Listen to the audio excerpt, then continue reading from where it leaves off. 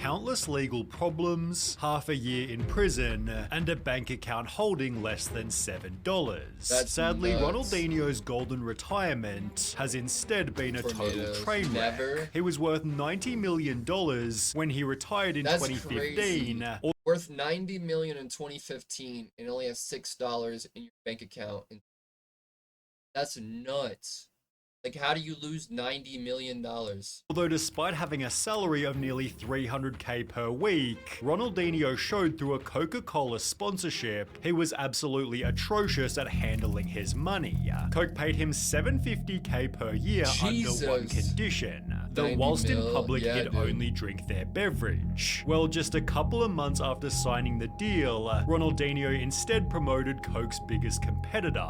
The Coca-Cola ambassador shot himself in the foot when he rocked up to a press conference sipping on a can of Pepsi. As a result, Coke dropped him and stated the sponsorship had become embarrassing, assisted by Ronaldinho's poor performances on the pitch, as he'd become more interested in throwing wild parties. In one example, he was scheduled to play against Man United, but instead the night before, partied in a bar until 3 AM. A Barcelona board member added, Ronaldinho plays bongos until 2 in the morning every night.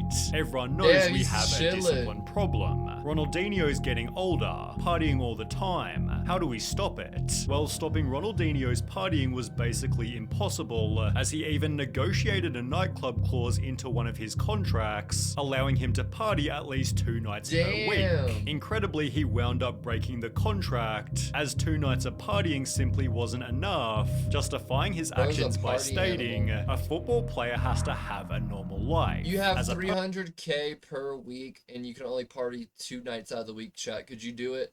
Make $300K per week and you can only party and go to the club 2 nights a week. This dude fucking threw that away.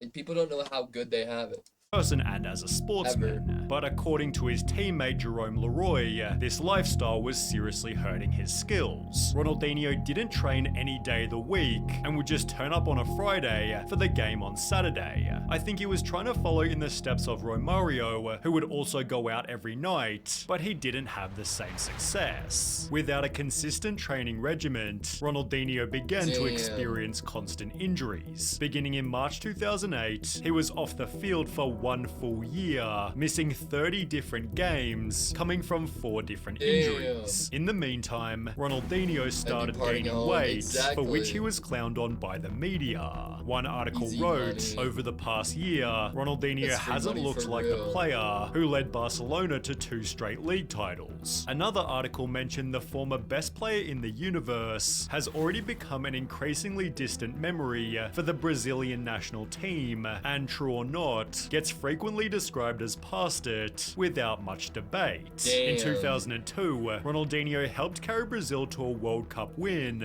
but by 2010, he wasn't even chosen to play on the team at all. Understandably, Ronaldinho wasn't happy, believing he was now better than ever, stating, I am back now to how I was. In fact, I think I'm even stronger now. Everything seems easier now. I want to play in a further 2 World Cups. His harsh World Cup rejection forced Ronaldinho to get back into shape. A forum post from 2012 titled, Ronaldinho goes back to 2004/05 weight, explained apparently he's now gone back to his ideal weight of 80 kilos. On top of this, a Goal.com article proclaimed, Ronaldinho is officially back among the world's best, although as you might expect, this didn't last long. Throughout 2013, Ronaldinho missed another 24 games, resulting from 2 separate injuries. He therefore again wasn't selected for Brazil's 2014 World Cup team, and by 2015, at the age of 35, Ronaldinho's career was pretty much finished. He'd signed an 18-month contract with Fluminense, although after failing to score in 9 games and being booed by his own fans during a league game, Ronaldinho's contract was terminated after only 2 months. The club publicly announced, we were straight with him and told him it wouldn't work for us, so we decided releasing him was the right thing to do. We are somewhat frustrated. When he arrived, we expected he could do for us what he did for so many other clubs. That's what you think when you sign a player.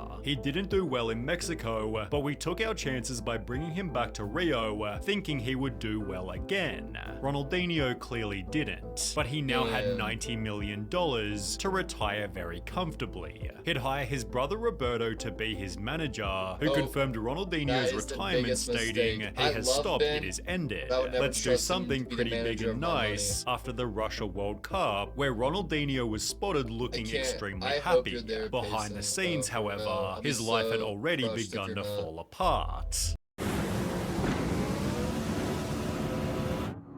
An ad on YouTube Premium? That's crazy, chat.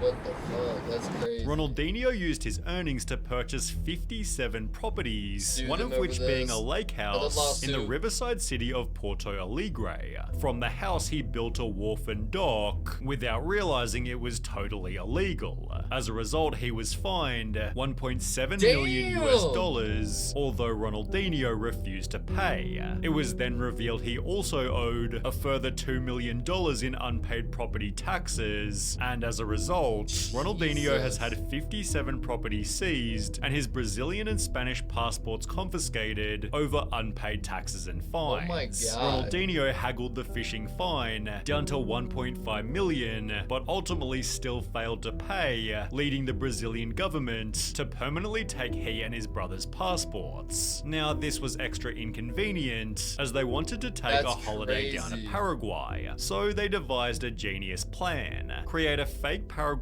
passport for one of Brazil's most famous people, known for playing on the Brazilian national team. As he tried to enter Paraguay, Border Protection obviously noticed him instantly, placing Ronaldinho in jail awaiting trial. Imagine not only being one of the most famous footballers in the world, but also one of the most unique looking ones, and trying to use a fake passport in South America. Bravo, Ronnie, but wait, it still gets dumber. It is unclear why the former footballer entered Paraguay using the passport, considering Brazilians can enter the neighboring country using their national ID card. Basically, Ronaldinho could have gone to Paraguay without using a passport at all. To add a cherry on top of the cake, Ronaldinho claimed he didn't know the passport was fake and believed he had been given his Paraguayan passport as a gift, assuming it was an honorary type document of no real value, and gave it to an official without thinking when he reached Paraguay, because it was the first thing he got out of his bag. He was therefore even roasted by his own lawyer. Ronaldinho wasn't aware that he was committing a crime because he didn't know they were fake documents. He's stupid, but the court didn't buy it for a second, and Ronaldinho was jailed for almost half a year.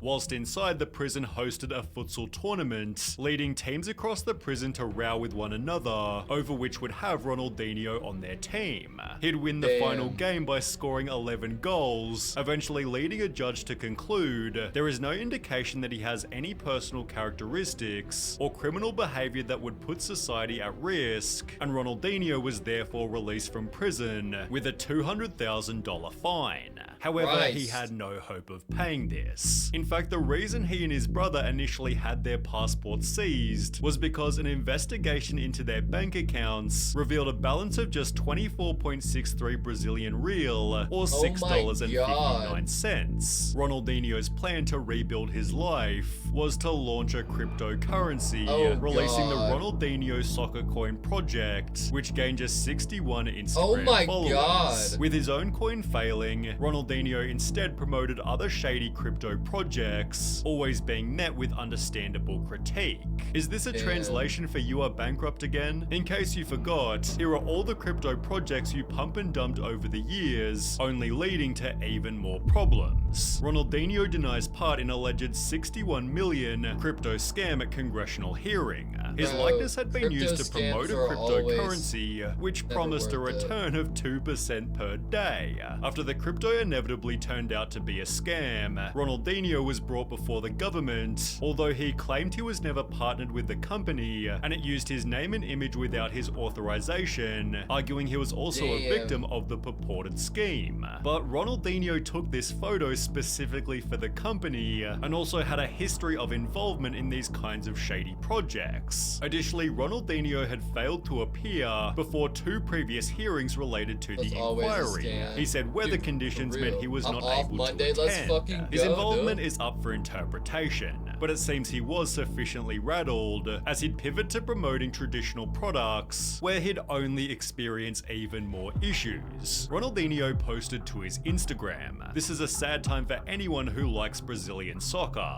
It's hard to find the energy to watch the games. This is perhaps one of the worst teams in recent years. It has no respectable leaders, just average players for the most part. I've never seen a situation as bad as this. I repeat, our performance has been one of the worst things I have ever seen. It's a disgrace." The post was shared to Reddit and people weren't happy.